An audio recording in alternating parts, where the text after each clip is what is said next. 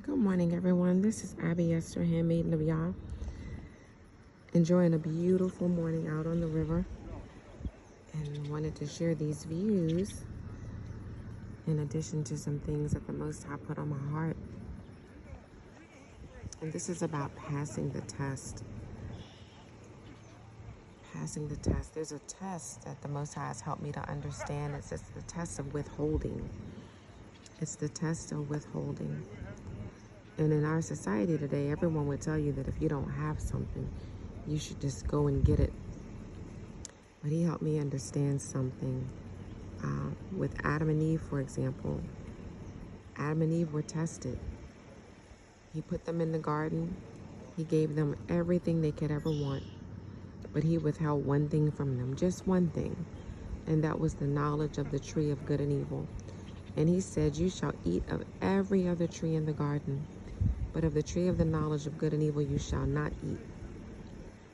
And the crazy thing is, the Bible doesn't even talk about them lusting after it. It's not like they were looking around going, I just don't understand why he withheld this tree from us.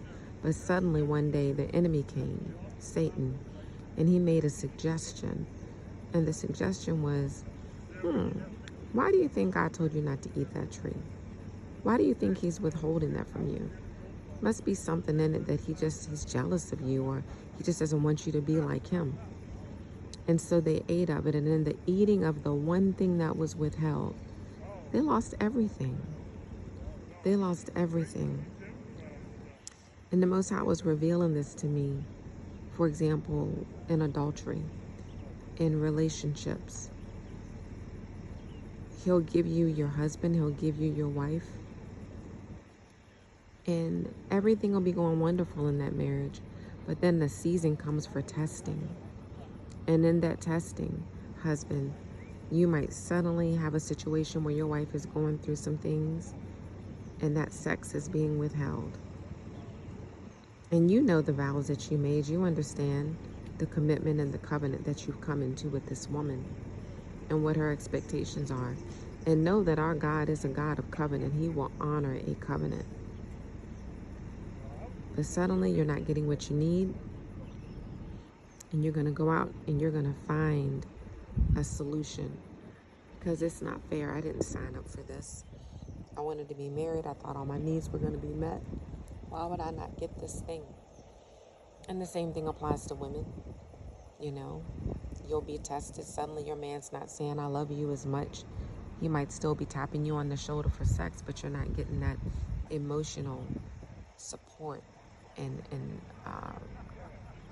like the rubbing that you need. You just want to be told that you're loved. I want to be, made to feel that I'm beautiful. Doesn't he understand? I just had his kids, and I know I'm a little frumpy right now. I'm just getting rid of this childbirth weight. Maybe I got a few stretch marks from going through the process, and I don't know if I'm beautiful to him anymore. And he's not saying it, but he's still tapping you on the shoulder because he's got a need to take care of. And so then you've got a deficit. You've got a deficit. And you have everything else, but you've got this one thing that suddenly you're not getting. I don't think he's loving me adequately. He's not making me feel important. He's not making me feel special. And husband, that could be the same situation. She's spending all her time with the kids. I'm not getting anything out of this. I go to work and I come home and we're like two ships in the night. And I don't think people realize that's a test.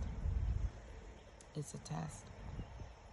And the way to handle that test, and I'm beginning to understand this in my walk with the Most High, is to go back to him, because what's happening is he's allowing that thing to be withheld from you.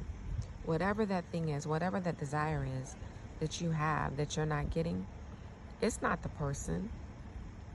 It's the Most High who's allowing that deficit. Just like he tested Job, right? And he said, hey, I don't think he's going to break in this. He's going to continue to follow me. And the enemy said, I think he'll break.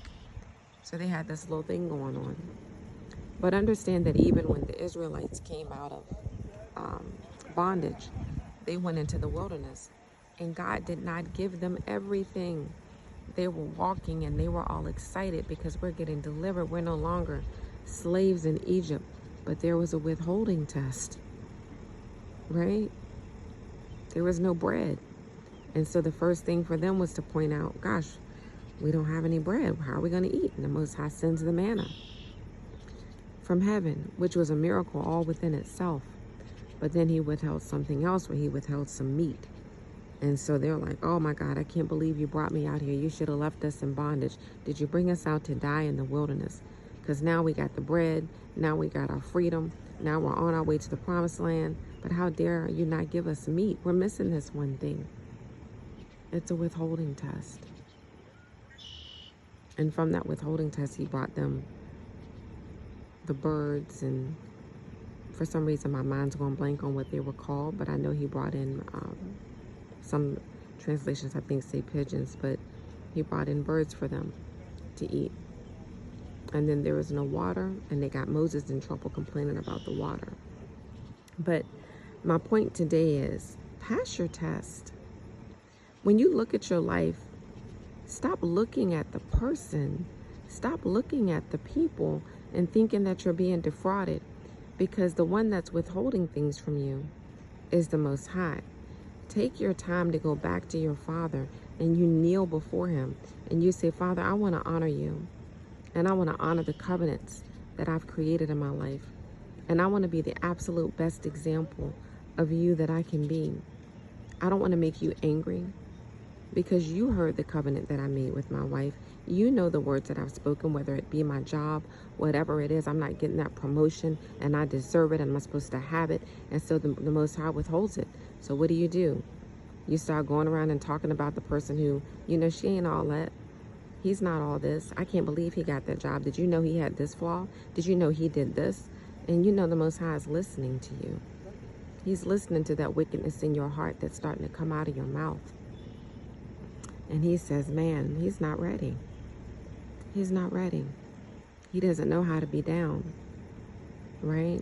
And he's willing to hurt other people to get up. And that's not strong character. That's not exhibiting the fruit of the Spirit. So think about that. Think about the things that are happening in your life. What's being withheld from you? And what's the thing that you need to do to be faithful, to show yourself committed, to show the Most High that it doesn't matter what you withhold from me, Most High. I'm going to honor you. I'm going to do the thing that I said I'm going to do. I'm going to be a man of my word. I'm going to be a woman of my word. I'm going to uphold you, not my desires of my flesh, not the thing that's driving me. If I have to go without for a while, that's a fast, intentional or unintentional. But you better learn how to bring those wants and those needs in that body into subjection before the body and the wants and the needs subject you. And what does that mean? Did not Adam and Eve lose everything because they weren't willing to let go of one thing? Right? The Israelites went through all types of things in the wilderness because they kept complaining. And what were they complaining about? They were already delivered out of bondage. They were already on their way to the promised land. But for everything that they didn't see, they compared it to their bondage. Oh my goodness, how insulting to God. And they complained, and they spoke against Moses, and they complained, and they just griped. And the thing that God brought them to be a blessing to them, they tore it down. To the point that Moses even said, why did you give me these people, God? What is going on? Look at your situation. What is the Most High withholding from you? What does it require in your behavior to be consistent? What do you need to deny yourself? Because if you deny yourself, he's going to give you that thing back plus more. Right? He even talks about there's no one that's going to give up in this life houses or land or husbands or wives or children that I'm not going to give that back to him. Not just in the next life, but in this life. He'll give that back to you. Double, tenfold, hundredfold, right?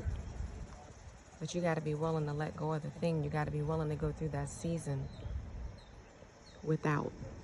You got to be willing to be subjected to not having sometimes. Understanding that he's already given unto you all things. Subject yourself to the Most High. Submit yourself to him. And be faithful. Be committed. Because therein lies your blessing. Nobody can keep anything from you unless he allows it. unless he ordains it. And it's only for a season unless you don't know how to handle that withholding. And if you handle it incorrectly, then it becomes permanent.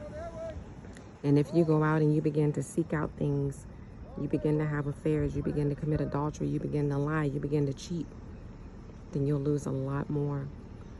Or let's look at another scenario. You get the thing, you grab hold of it, you're able to obtain it. Like Adam and Eve, they obtained that tree. They're able to obtain it. You're able to go out and get that woman who fulfills that sexual need. You're out to get that man who makes you feel important, who says I love you and tells you you're beautiful 10 times a week. You're able to get that job that you wanted because you tore down the person who you didn't think deserved it. And what do you get? You get leanness of soul, which means you got the thing and suddenly you don't even want it anymore.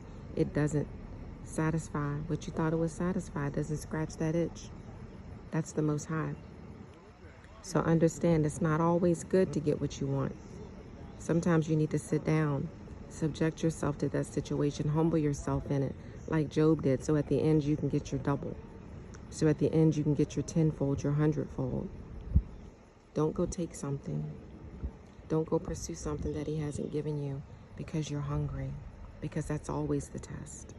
Even Jesus was hungry when he came out of the wilderness after he fasted 40 days. And wasn't the first test, hey, turn these stones into bread? That's always the test. Don't fail it. You guys be blessed. And just take one more look at these beautiful views. Pass your test. Bye-bye.